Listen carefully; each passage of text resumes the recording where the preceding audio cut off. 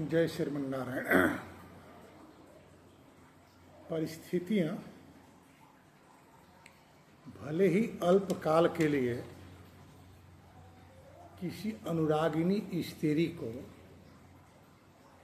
विस्मय से विस्मित कर दे, परंतु उसके नैसर्गिक गुणों का तिरोहन नहीं कर सकती, समाप्त नहीं कर सकती।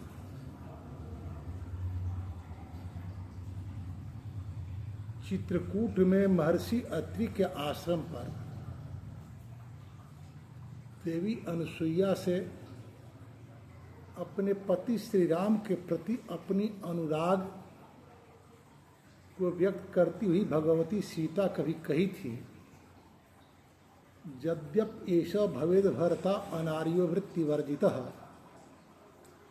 अद्वैघम अत्र वर्तव्यम यथाप्येष मया भवेत। यदि मेरे राम, मेरे पति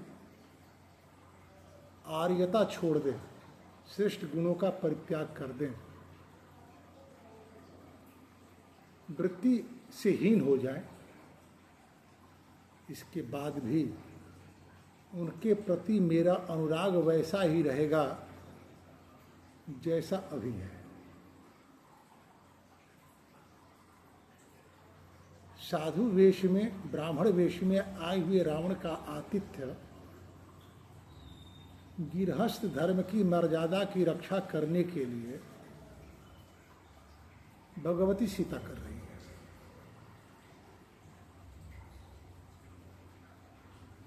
वन में आने के कारणों का वर्णन करते हुए यद्यपि भगवती सीता ने अपने ससुर महाराज दशरथ के कामार्तता को कारण बतलाई हो,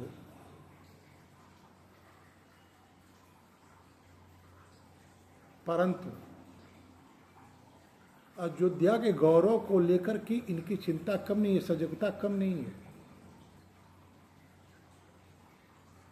सीता के द्वारा अपने ससुर महाराज दशरथ के दोष का वर्णन किए जाने के बाद रावण के भीतर यह अनुमान हुआ, रावण ने यह अनुमान किया कि जो स्त्री अपने श्रेष्ठ जनों के छिद्रों का वर्णन कर सकती है,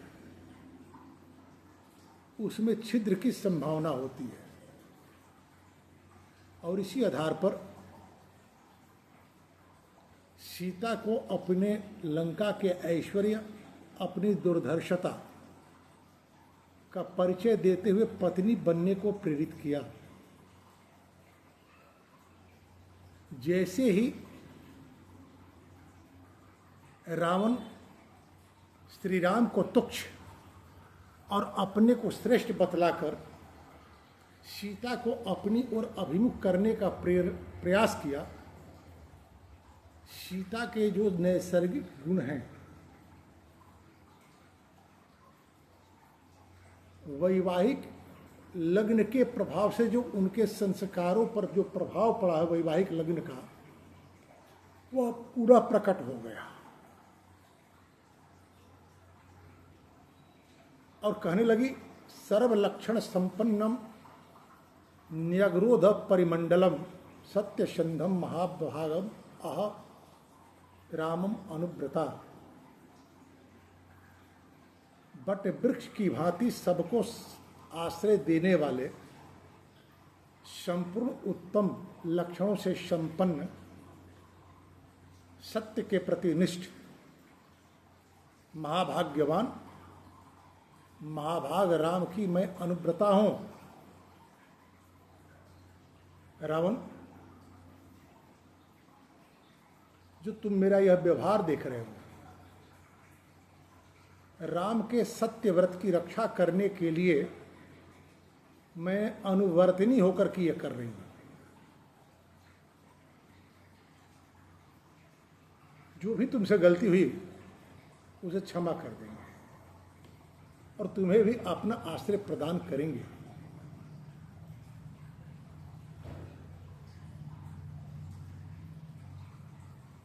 यदि मेरी बातों के मर्म को तुम नहीं समझ सके तो तुम अपनी आयु को समाप्त ही जानो। रावण कहता है सीते, जह स्त्रियो वचनाद राज्यम विहाय सुसृजनम अस्मिन ब्यालानुचरिते बने वसति दुर्मति। तुम जिस राम का इतना वर्णन कर रही हो, वह राम एक स्त्री के वाक्य को मानकर अपने राज्य और प्रियजनों को छोड़कर इस वन में आ गए। ये तो उनकी क्षुद्रमति का ही परिचय है।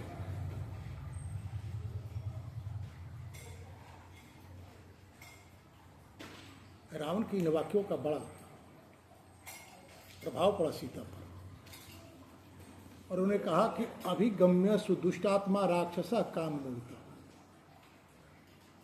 रावण को तिरस्कृत करने लगी, कही कि तुम्हारी आयु समाप्त होने वाली है, चलो बेटा। लेकिन रावण इससे प्रभावित नहीं हुआ, आगे बढ़ा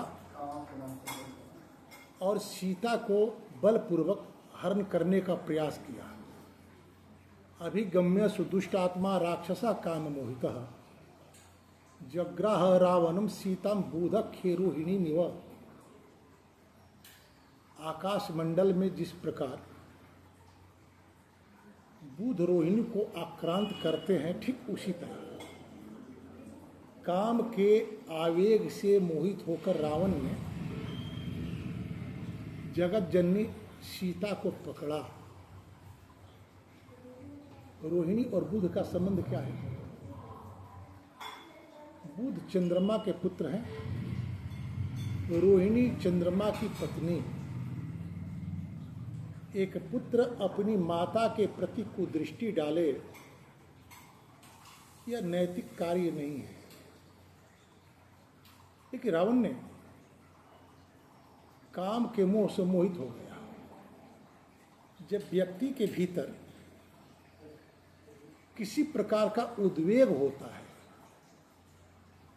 उद्वेग से उद्वेलित होता है, मोहित होता है, तो वह गत विवेक हो जाता है, संबंधों की मर्यादा उसकी टूट जाती है। यही कारण है कि हमारे मनु जी महाराज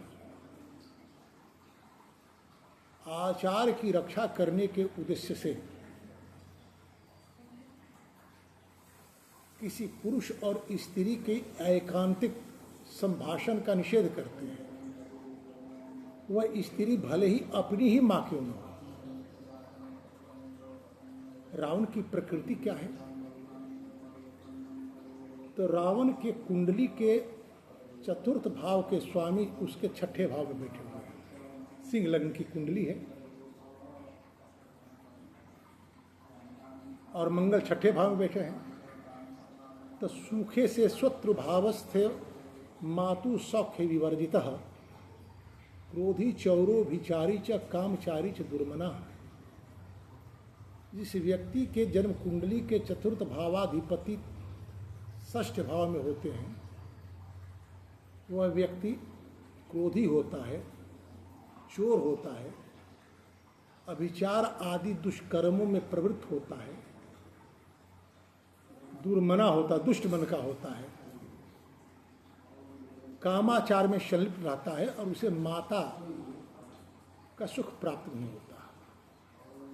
हम सभी जानते हैं कि रावण की मां कैकसी न चाहते हुए भी अपने पिता के आग्रह के कारण महर्षि विश्वस्त्रवा का तेज धारण किया। जैसे ही विश्वस्त्रवा ने कहा कि आपके गर्भ से राक्षस का जन्म होगा, विचलित हो गई और कहने लगी कि मैं तो आई थी आपका ब्रह्म तेज धारण करने के लिए, यह राक्षस पुत्र कैसे? विश्वस्त्रवा ने कहा कि धीरे धीरे आपका मन मेरे मन के साथ जब एकाकार हो जाएगा, उसके बाद जो पुत्र होगा वह भागवत होगा, जो विभीषण जी हुए। तो अनिच्छित गर्भ धारण करने के कारण जो कैकसी के मूल भावनाओं के विपरीत पुत्र हुआ रावण, इसका पालन पोषण कैकसी न की बल्कि इसके नाना ने किया। जिस बालक को बाल्यकाल से माता की शिक्षा प्राप्त नहीं होती, उसमें रावण की तरह अनेक प्रकार के दोष की संभावनाएं बन जाती हैं।